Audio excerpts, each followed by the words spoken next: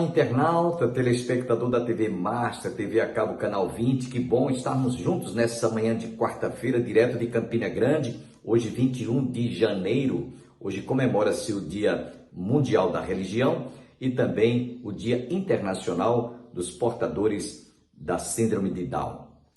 Nós queremos chamar a vossa atenção pela passagem do Dia Mundial da Religião. Nós sabemos que há muitos países, a exemplo do Irã agora mesmo, os cristãos sendo perseguidos por causa de um regime ditatorial. E nós vemos quantas vítimas têm sido ceifadas pelo islamismo naquela região por causa de um regime ditatorial. Nós precisamos de orar muito pelo Brasil para que isso não aconteça aqui conosco, porque nós ainda temos esse restinho de liberdade, podemos assim dizer, de podermos pregar o Evangelho, proclamarmos as boas novas de salvação, como fazemos através do programa Opção para a Vida e de tantos outros programas evangélicos que são levados ao ar diariamente em nosso país. Por isso, nós devemos, nesse Dia da Religião Mundial, agradecermos a Deus pelo privilégio de podermos ainda proclamar esta mensagem do Evangelho. Dentro de instantes, estaremos ouvindo o pastor Antônio Júnior e ao término você terá a oportunidade de ouvir o cantor e pastor Armando Filho louvando a Deus. Quero que valorize o que você tem. Mas antes, quero deixá-los com o pastor Antônio Júnior.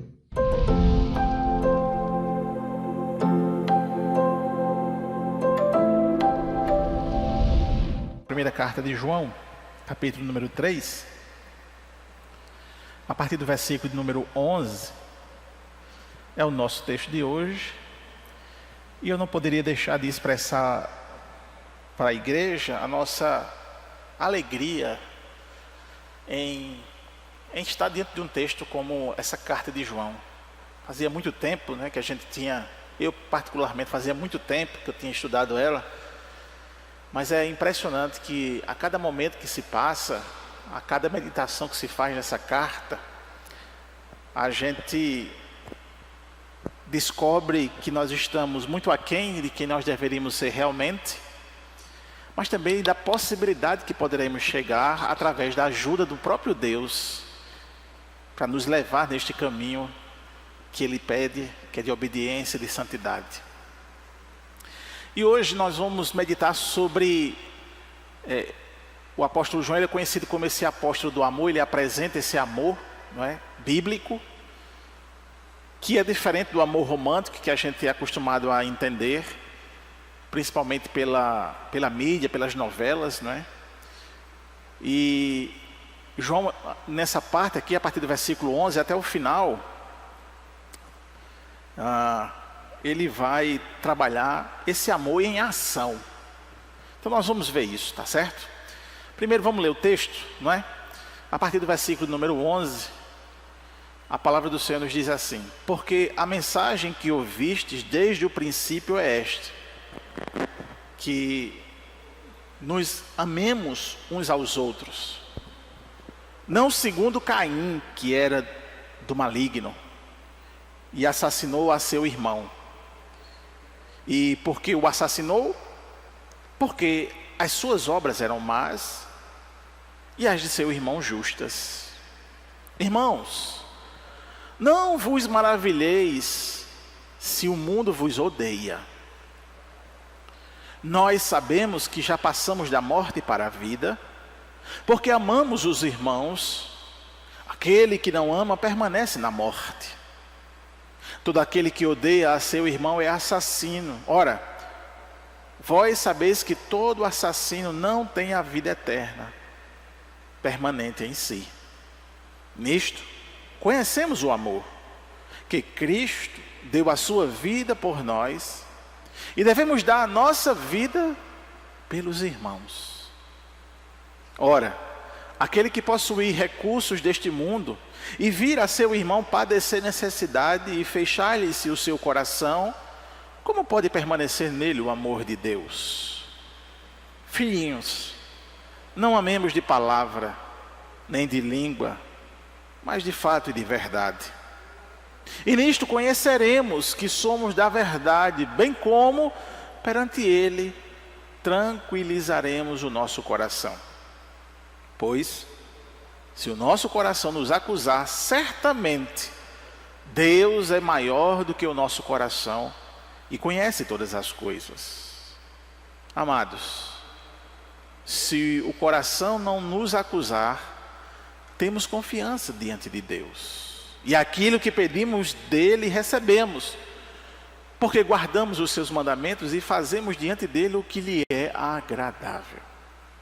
Ora, o seu mandamento é este: que creamos em o nome do seu Filho, Jesus Cristo, e nos amemos uns aos outros, segundo o mandamento que nos ordenou. E aquele que guarda os seus mandamentos permanece em Deus, e Deus nele. E nisto conhecemos que Ele permanece em nós, pelo Espírito que nos deu. Vamos ter mais uma palavra de oração, amém, meus irmãos? Deus bendito, Pai de misericórdia e de graça, a Tua ação, Senhor Deus, sobre nossas vidas, se manifesta num momento como esse, em que nós nos reunimos como igreja diante da Tua palavra, para entendê-la e, por amor ao Senhor, aplicá-la aos nossos corações e em nossa vida prática. Mas nós reconhecemos, através da própria revelação, Senhor, que nada nós podemos fazer sem que o Senhor intervenha em nossas vidas. Portanto, Pai, nessa noite, te pedimos mais uma vez, direciona, tem misericórdia, e sobretudo fala aos nossos corações, em nome de Jesus, amém. Meus irmãos, até aqui, essa primeira carta, ela fez um exame espiritual da certeza. João, ao escrever essa carta, ele nos direcionou, ou ele nos direciona a entender que a intenção maior dele é fazer com que a igreja tenha certeza. Esse é o objetivo de João. Essa é a máxima dessa carta. É para que toda a igreja tenha certeza. Ele não escreve para nos deixar em dúvida, mas para garantir a todos que professam a fé, tenham a certeza de que estão no caminho correto, no caminho certo.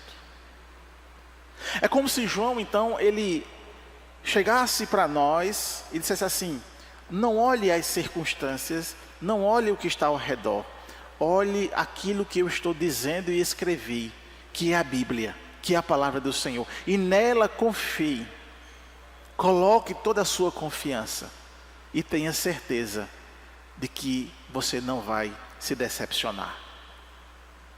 E essa ideia, meus irmãos, parece que ela, a cada momento que se passa, se torna uma necessidade. Nós precisamos, como igreja, ter a consciência do caminho, a certeza da nossa confiança, da nossa fé, para que a nossa fé se torne numa inabalável certeza. Então João, ele nos conduz nessa dinâmica para trazer a certeza, ele nos conduz o que eu vou chamar aqui de testes, de provas.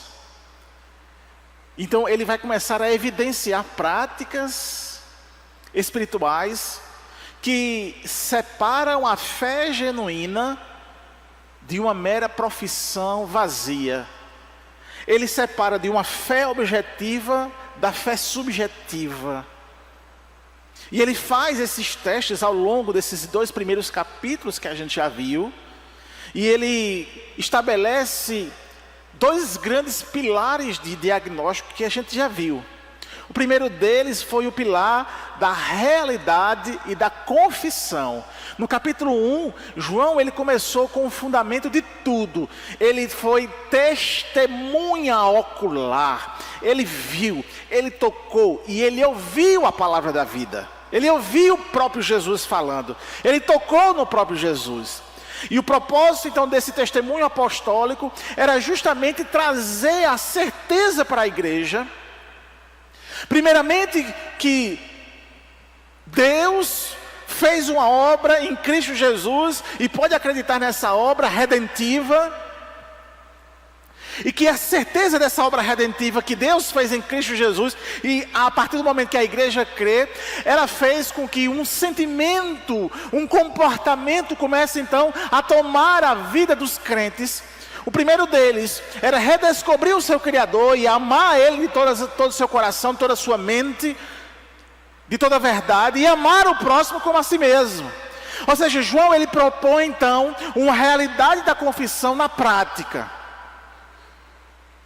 E ele posta à prova isso, porque ele vai dizer então que aqueles que estão em Cristo são aqueles que estão na luz, porque Cristo é a própria luz. E uma vez que estando na luz, a igreja ela não tem mais comunhão de forma nenhuma com as trevas. E ele propõe essa coisa antagônica entre luz e treva. E aí, João ele vai dizer, né, se dissermos que não temos pecado e não confessamos nossas falhas, enganamos a nós mesmos, e a verdade não está em nós. Então, o primeiro grande critério de João é, o verdadeiro crente anda em um novo padrão. Que padrão é esse? Aí ele aponta para Cristo, que é a luz. É um padrão elevado, é um padrão diferente, é um padrão modificado, é um padrão que vive em constante confissão e perdão. O outro pilar que João vai dizer a partir do capítulo 2 é o pilar da obediência e da doutrina.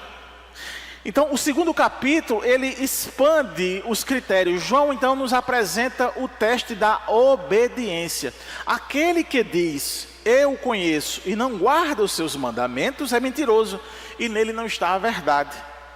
Então, a nova vida em Cristo produz uma direção de obediência, que é ao contrário da rebelião.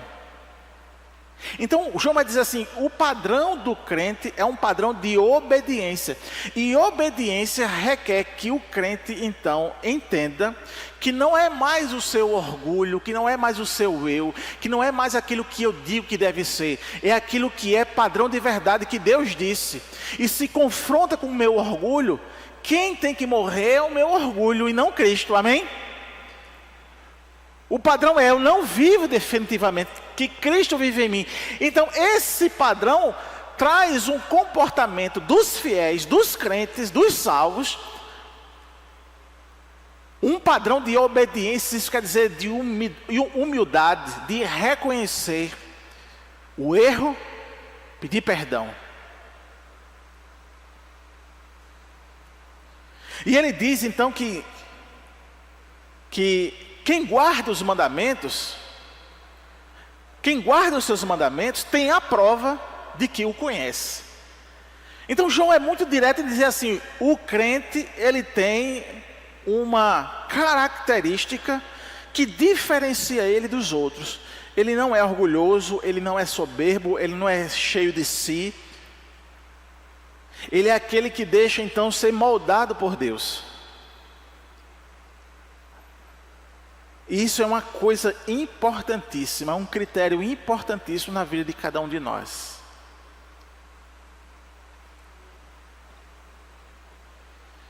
E aí João faz o teste doutrinário, né? Ele adverte sobre o perigo da apostasia, dos anticristos que negavam a verdade de que Jesus era o Cristo que veio em carne.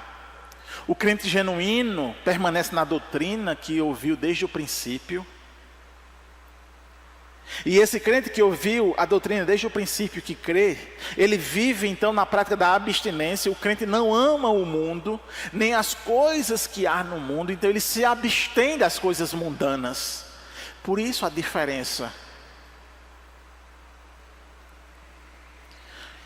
Quando João começa então a escrever esse capítulo 3, ele vai da justiça doutrinária à prática da justiça. Foi o que foi visto, versículo 1 ao versículo número 10. Eram os testes morais e doutrinários que culminavam em uma declaração bem drástica, onde João divide a humanidade em duas famílias: os filhos de Deus e os filhos do diabo.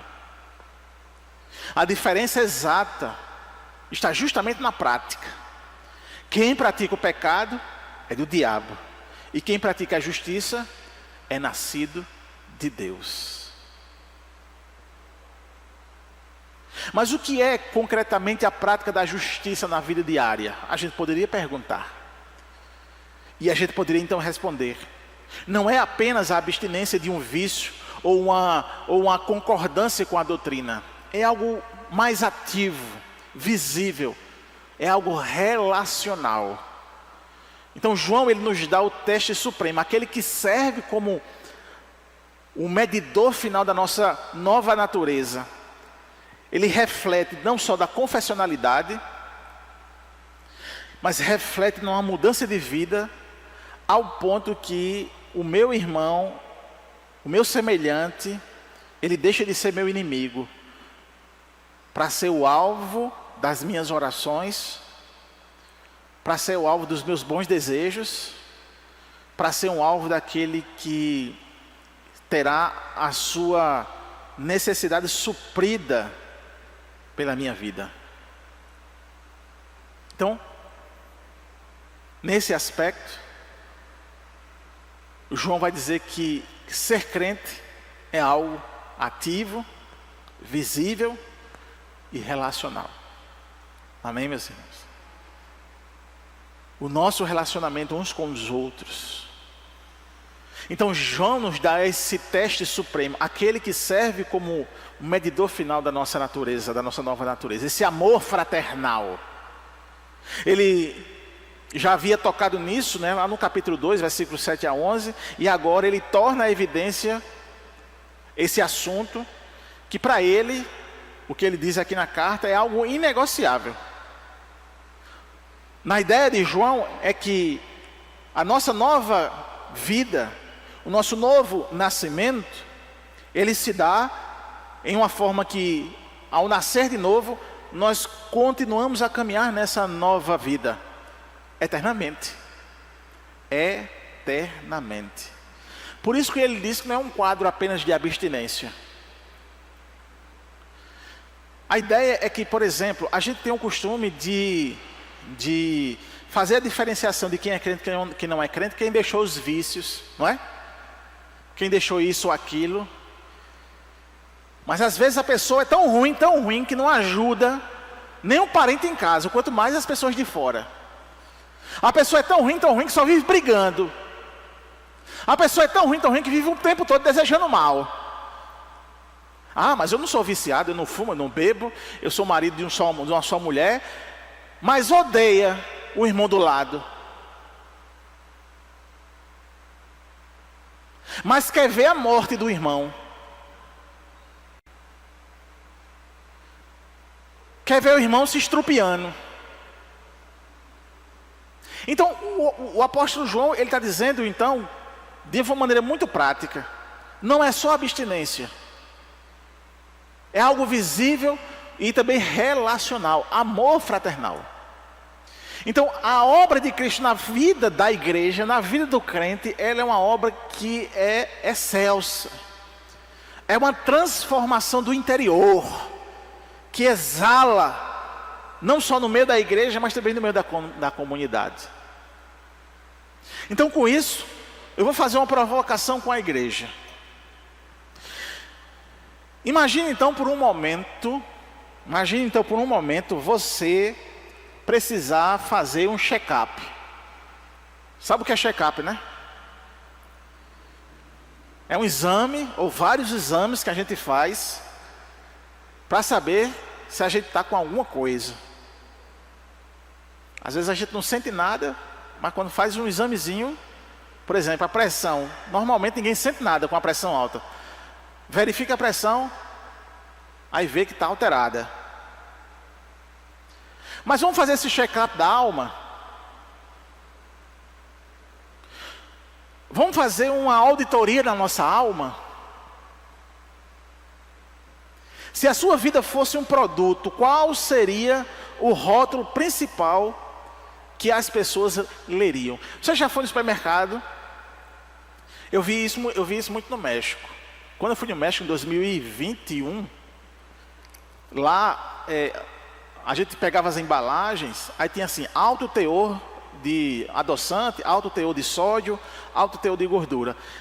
De uns anos para cá começou agora no Brasil, acho que faz 2 anos que começou no Brasil a ter esse selo preto. Você já viu um selo preto dizendo alto teor de adoçante, alto teor de sódio. Lá no México já tinha. Aí, então quando você ia passando nas gôndolas do supermercado, você pegava um produto e dizia, rapaz, alto teor de açúcar. Se você tem problema com glicose, tem problema de diabetes, consequentemente você não ia consumir aquele produto, não é isso? Então, qual é o teu rótulo?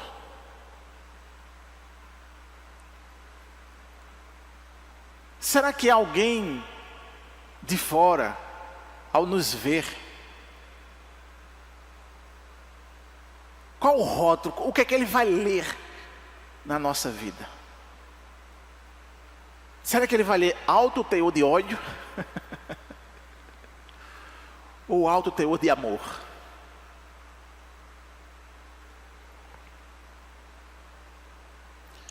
Nessa era pós-moderna, cada um está escolhendo a sua própria verdade, o seu próprio padrão de vida. E não há padrão moral absoluto. Hoje a verdade ela tem sido relativizada e a moralidade se tornou uma questão de gosto. Nesse contexto em que nós vivemos, a mensagem do Evangelho então está perdendo. Porque a mensagem do Evangelho, ela fala de uma verdade absoluta. O Evangelho, ela fala de uma moralidade padrão.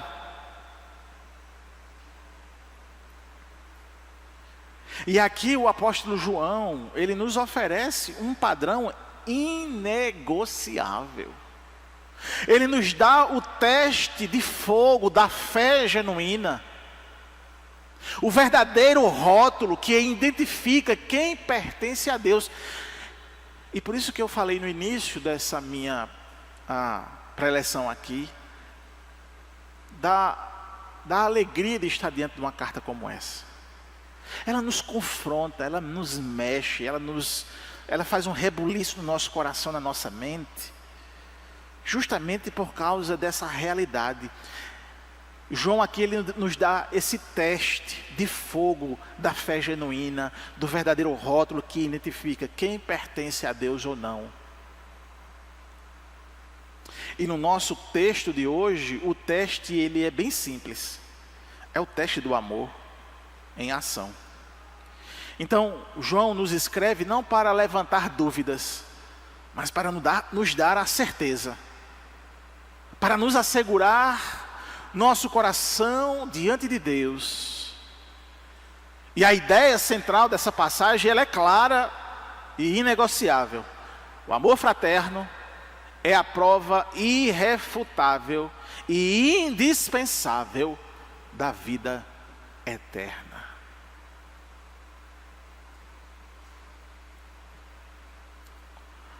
No versículo 11 ele diz: porque a mensagem que ouviste desde o princípio é esta, que amemo-nos uns aos outros. É a ideia central de João. Ele começa com a mensagem original. E ele começa dizendo que é algo recorrente, que se ouve desde o princípio. Devemos amar uns aos outros. Essa é a mensagem e o propósito final de todos. Aquilo que Deus quer para a vida da igreja. E aí então ele apresenta o exemplo. Ele traz um paradigma negativo. Caim. E ele diz que, usando a figura então de Caim, como exemplo clássico, de uma pessoa de quem não é de Deus. Caim é esse paradigma da morte. O oposto do amor. Ele odiou o seu irmão e o assassinou. Por quê? Porque as suas próprias obras eram más. E as de seu irmão eram justas. Então, o ódio não é apenas um sentimento negativo. O ódio é a marca da natureza maligna.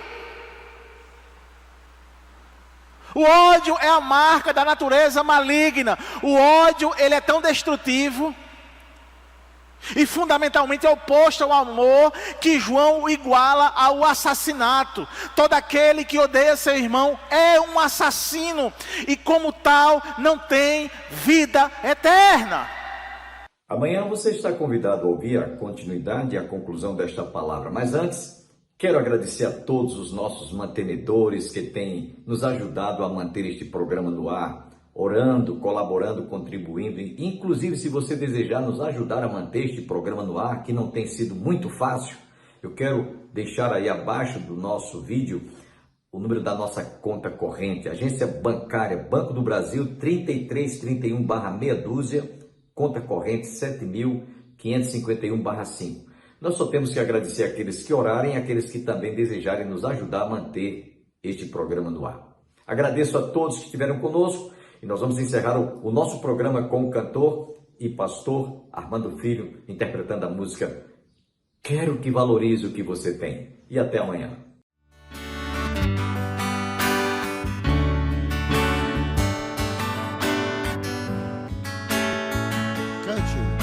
Quero que valorize o que você tem. Você é um ser, você é alguém tão importante para Deus. Canta de inglês. Nada de ficar sofrendo angústia e dor em seu complexo interior, dizendo a Jesus que não é ninguém. Eu venho falar o valor que você tem. Quero ouvir, quero ouvir.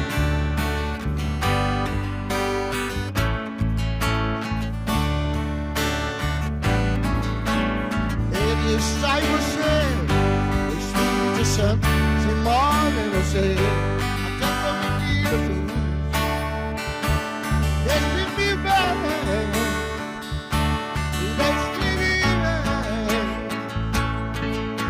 daí você pode então perceber que pra Ele há algo importante em você. Por isso levante, cante, exalte ao Senhor. Você tem valor, o Espírito Santo. Você tem valor, o Espírito Santo que move em você.